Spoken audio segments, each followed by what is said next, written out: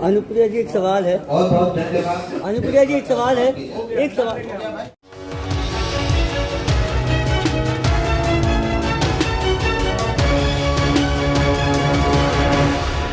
आदाब, नमस्कार। मैं हूं सालिक, आप देख रहे हैं मंथन टुडे। आज बात उस प्रेस कॉन्फ्रेंस की जहां सवालों से बचने की कोशिश ने पूरी कहानी बदल दी। केंद्रीय मंत्री अनुप्रिया पटेल आज बिहार आई। उन्होंने एक प्रेस कॉन्फ्रेंस की जिसमें उन्होंने कहा बिहार बदला है, एनडीए ने शानदार काम किए हैं। लेकिन जैसे ही सवालों की बारी आई, मंच पर सन्नाटा छा गया। सबसे पहले प्रेस कॉन्फ्रेंस को सुनिए।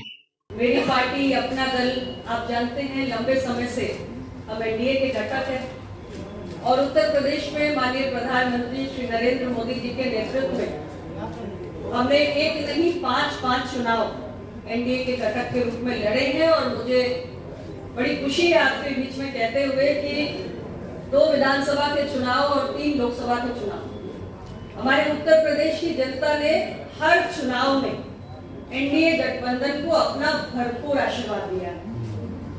और आज मैं यहाँ पर आप सबके बीच बिहार की धरती पर पटना में मैं अपने एनडीए के साथी दलों के जितने भी प्रत्याशी हैं उनके समर्थन में आई। और वैसे तो मैं अपनी बात को आगे बढ़ाने से पहले ये कहूंगी कि मैं लंबे समय के बाद आई। मैं बहुत ज्यादा यहाँ आती नहीं हूँ, बहुत लंबे समय के बाद आई। और मैं एयरपोर्ट पे उतरी तो मैंने देखा कि भाई वाकई पटना तो बदला बदला नजर आ रहा है। इतना शानदार एयरपोर्ट बन गया। मरीन ड्राइव से होते होते हम होटल मौर्या पहुंचे, आपके बीच में आए। थोड़ी बहुत जानकारी थी लोगों से तो पता चला कई फ्लाईओवर्स बन गए हैं, सड़कें बन गई हैं। तो बहुत सारा विकास तो पहला कदम रखते ही यहाँ पर महसूस हुआ। मुझे खुशी हुई कि बिहार बदलाव की राह पर आगे बढ़ा है। और अभी हम सभी जानते हैं कि पहले चरण की पोलिंग यहाँ खत्म हुई और बिहार की जनता को मैं बहुत बधाई देना चाहती हूँ कि उन्होंने रिकॉर्ड मतदान किया। मतलब यहाँ की जनता ने अपना पिछला सारा रिकॉर्ड तोड़ दिया। इस बार 65% के लगभग मतदान हुआ, जो बहुत ही शानदार। और हम मानते हैं कि एनडीए गठबंधन के लिए बहुत बड़ा शुभ संकेत है। ये हमारी एनडीए गठबंधन की जो सरकार यहाँ माननीय मुख्यमंत्री श्री नीतीश कुमार जी के नेतृत्व में चली, जिसका हमारी माननीय प्रधानमंत्री जी के नेतृत्व वाली केंद्र सरकार का लगातार सहयोग रहा और डबल इंजन की सरकार ने जिस गति से यहाँ पर काम किया, तो ये जो बिहार का मतदाता बहुत जागरूक मतदाता है। और बड़ी संख्या में जो फर्स्ट प्लेस की पोलिंग में बिहार के मतदाता बड़ी बड़ी लाइनों में हमें दिखे और 65% मतदान हुआ। इसलिए हमें पूरा भरोसा है कि इस बार फिर 14 नवंबर को जब नतीजे आएंगे तो बिहार का जागरूक मतदाता यहाँ पर एनडीए की 2/3 बहुमत से सरकार बनाने जा रहा है। और ऐसा मैं पूरे विश्वास से इसलिए कह रही हूँ क्योंकि बिहार की जनता जब चुनाव में वोट डालने जाती है तो एक तरफ उसके सामने होता है 90 से 2005 का दौर और दूसरी तरफ होता है माननीय मुख्यमंत्री नीतीश कुमार जी के 20 साल का दौर, हमारी एनडीए सरकार का 20 साल का दौर। और अगर मैं उन 15 सालों की बात करूं तो उसका एक नजारा तो अभी मुझे सुनने में आया। यानी कांग्रेस पार्टी के बड़े नेता हैं, उन्होंने ऐसा शर्मनाक और दुर्भाग्यपूर्ण मैं कहूंगी बयान दिया है कि अभी तक तो आम आदमी के लिए कट्टे की बात होती थी, अब तो सीधे प्रधानमंत्री की कनपट्टी पर कट्टा लगाने की बात हो रही है। तो बिहार की जनता को समझने की आवश्यकता है कि ये लोग तो चुनाव के बीच में कट्टा तमंचा की भाषा से बाज नहीं आ रहे हैं। यानी राजद का रंग तो पूरी तरह कांग्रेस पर भी चढ़ गया है। तो याद कीजिए 15 साल पहले जो जंगल राज था, जो गुंडा राज था और बिहार की पहचान जिन चीजों से कट्टा, अपहरण, बलात्कार, हत्या, फिरौती, डकैती, बिहारी कहना लोगों के लिए अपमान की बात होती थी। चारों तरफ घोटालों की गूंज थी। वैसे ही संकेत आज पवन खेड़ा जी के बयान से मिले हैं। जरा इनका दौरा देखिए कि एक महिला एनडीए गठबंधन की प्रत्याशी है और जो हमारे उनके सामने चुनाव लड़ रहे हैं राजद के प्रत्याशी भाई शमशाद आलम जी, ये गए हैं और इन्होंने उनके कार्यालय में जाके तोड़ अराजकता, गुंडागर्दी सब किया।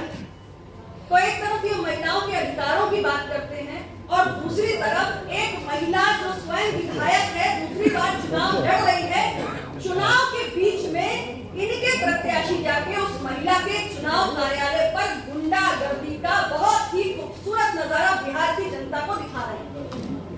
और आप लोग तो वीडियो भी देखिए, मैं तो कहूंगी संजय मयूर जी से एक बार आपको वीडियो भी दिखाएं। आप देखिए कि बिहार की महिलाओं को मैं कहना चाहूंगी कि देखिए आपके बीच की आपकी एक बेटी जो देश के लिए इतना बड़ा गौरव लेकर आई है, उसको डराने का, धमकाने का काम किया जा रहा है। उसको कहा जा रहा है कि चुनाव नहीं लड़ने देंगे, तुम्हारे चुनाव कार्यालय पे आके गुंडागर्दी करेंगे। और मैं बिहार की महिलाओं से पूछना चाहती हूँ, क्या इस किस्म की गुंडागर्दी आप देखना चाहेंगी? क्या आप चाहेंगी कि बिहार की बेटियां इस तरीके का गुंडा राज और जंगल राज देखने के लिए मजबूर हो जाएं? याद करिए 1990 से 2005 का वो समय जब हमारी बिहार की बेटियां, बिहार की महिलाएं अपने घरों में कैद हुआ करती थी। हमारी भारतीय जनता पार्टी के जो प्रत्याशी हैं, जदयू के जो प्रत्याशी हैं, चिराग पासवान जी की पार्टी के, माननीय जीतन राम मांझी जी की पार्टी के, माननीय उपेंद्र कुशवाहा जी की पार्टी के जो भी हमारे प्रत्याशी हैं, उन सबको आपके आशीर्वाद की आवश्यकता है। आप एक बार पुनः हमारे बिहार के एनडीए के जो भी प्रत्याशी हैं, उनको सेकंड फेज में भी भरपूर अपना आशीर्वाद दें। और हमें पूरा यकीन है कि इस बार फिर माननीय नीतीश कुमार जी के नेतृत्व में, माननीय प्रधानमंत्री जी के मार्गदर्शन में हमारे यहाँ पर एनडीए की मजबूत सरकार बनेगी, 2/3 बहुमत से सरकार बनेगी और बिहार के विकास की रफ्तार और तेज होगी। आप सबका बहुत बहुत अनुप्रिया जी एक सवाल है। बहुत बहुत धन्यवाद। अनुप्रिया जी एक सवाल है। एक सवाल। तो आपने मंत्री जी को सुना और लास्ट में देखा कैसे मंत्री जी ने तारीफों की फहरिस्त तो लंबी गिनाई, मगर जब पत्रकारों ने कुछ पूछना चाहा, सवाल सुनने से पहले ही मंत्री जी मंच से रवाना हो गई। बॉडीगार्ड और नेता मंच पर जो उनके साथ मौजूद थे, उन्होंने सुरक्षा घेरे में लेकर उनको वो चले गए और मीडिया के माइक हवा में झूलते रह गए। सवाल ये है, क्या जब प्रेस कॉन्फ्रेंस सिर्फ एक तरफा बयानबाजी का मंच बन चुका है? क्या पत्रकार सिर्फ सुनने के लिए हैं, सवाल करने के लिए नहीं? पत्रकारों की नाराजगी भी जायज़ है, क्योंकि प्रेस कॉन्फ्रेंस में अगर सवालों के लिए जगह नहीं तो ये लोकतंत्र नहीं, एक तरफा भाषण बन जाता है। केंद्रीय मंत्री अनुप्रिया पटेल ने बिहार की तारीफ की, पर क्या ये बदला हुआ बिहार सच में लोकतांत्रिक है, जहां जनता के सवालों से बचा जाए? सवाल सिर्फ इतना नहीं, सवाल सिर्फ इतना है, अगर जवाब देने का साहस नहीं तो प्रेस कॉन्फ्रेंस क्यों? क्या अब सरकारें सुनना छोड़कर सिर्फ सुनाना चाहती? तो ऐसी खबरों के लिए हमारे साथ बने रहिए और हमारे चैनल मंथन टुडे को लाइक और सब्सक्राइब कीजिए।